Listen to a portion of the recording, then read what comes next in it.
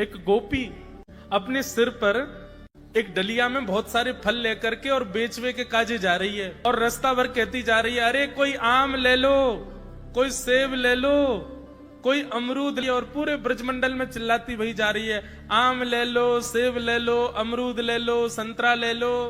उस स्वर को जब नंद नंदन ने अपने नंद भवन में क्रीड़ा करते हुए श्रवण किया, नन्हे से गोपाल जी हैं, केवल 3 वर्ष की आयु है ठाकुर जी के, मोटे मोटे पाम, मोटे मोटे हाथ, ठाकुर जी को नेक सो पेट, बटुआ सो मुंह, और ठाकुर जी क्रीड़ा कर रहे हैं। और क्रीड़ा करते करते तोतली बाणी में यशोदा मैया से कहने लगे, बोले मैया मैं फल खरीदवे जाऊंगा। मैया बोली, लाला ऐसे ना मिलो करें, फल बेचवे वाले को कछु देनो पड़े, तेरे पास तो कछु है ना है, तू कमावे धमावे तो है ना है, इतना बड़ा है गो, अब वो घर में बैठो रे।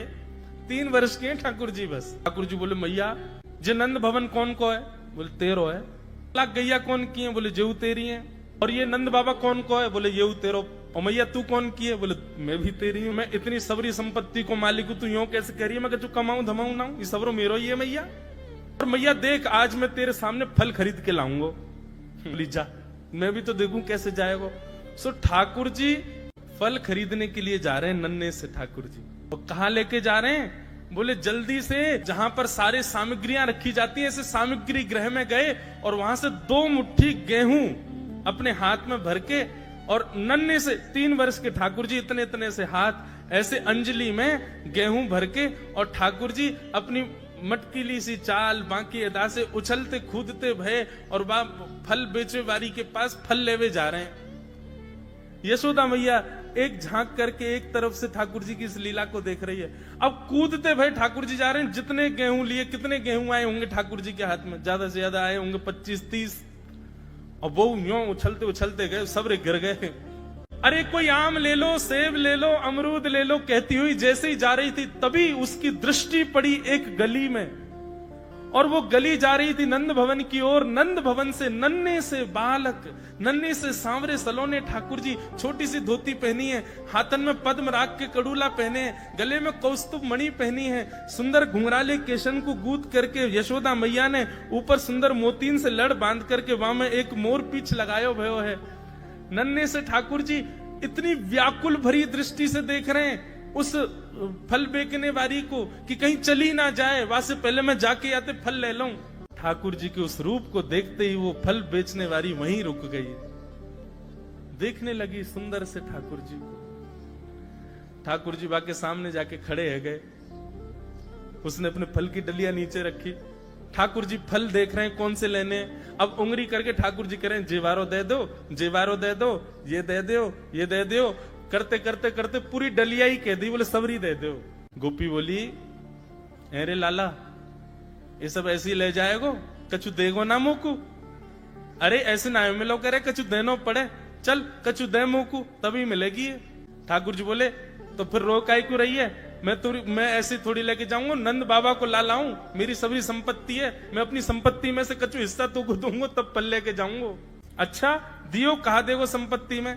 तो जितने गेहूं ठाकुर जी भर के लाए वहां में से केवल एक बचो ठाकुर जी के हाथ में। और ठाकुर जी मुट्ठी खोल के वो एक गेहूं ले में, और बड़े संकोच वश कि अब एक ही बचो, कहा करूं, ले जी है। उस एक गेहूं के दाने को अपने हाथ में लेकर के कोमल से ठाकुर जी की उस मुखाकृति को देख करके वो फल बेचने वाली की तो सुध बुद्धि चली गई। ठाकुर जी बोली, अरे नजर लगावेगी मुंह, चल जल्दी फल दे दे। बोले फल दे तो तुम, लेके कैसे जाओगे? 4 आम के बराबर के तो तुम स्वयं हो। एक आम के ऊपर एक ऐसे 4 खड़े कर दूं तो इतने बड़े तो तुम खुद ही हो, कैसे लेके जाओगे? ठाकुर जी बोले बड़ी चिंता। तभी गोपी ने की, अच्छा आओ मैं दूं।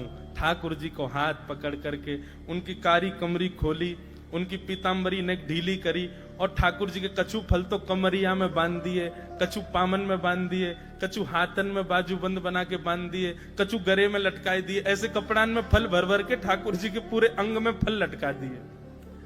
अब ठाकुर जी को पेट तो है गयो ऐसो, यहाँ ते कमर निकल रही है, पीछे ते निकल रहा है, पीछे बस्ता की तरह वहां में कपड़ा में फल बंधे भये हैं, हाथन में बाजू बंद में भी केला आदि आदि सब बंधे भये हैं। और ऐसे ठाकुर जी मटकते भये, उछलते भये, और बड़ो श्रम है रोए, उठा नहीं पा रहे पाम को, इतना भारी है गयो पाम। और जैसे तैसे खिसक खिसक करके नंद भवन की ओर जा रहे हैं। इस रूप को जब उस फल बेचने वाली ने देखा, उसने अपनी फल की डलिया उठाई और फल की डलिया उठा करके जब सिर पर रखी तो आगे चलते हुए नेत्र बंद हो गए।